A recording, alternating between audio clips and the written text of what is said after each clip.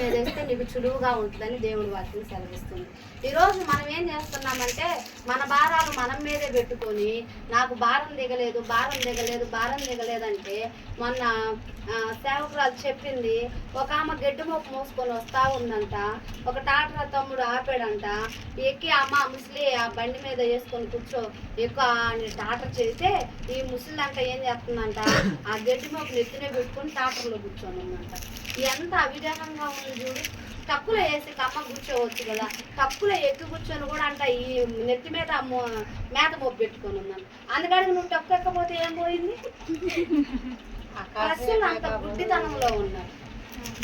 ముసిల్దిలే అని ఆ టాటర్ రోడ్డు పోతా ఎక్కడ మోసిద్దిలే ముసిలా వేసుకొని కూర్చో అంటే ఈయనంట కాతి దూరం పోయిన తర్వాత అంటే వెనక్కి తిరుగు చూస్తే గడ్డి మొప్పు పెట్టుకొని తప్పులు ఆంధ్రం కూర్చొనే ఉందంట.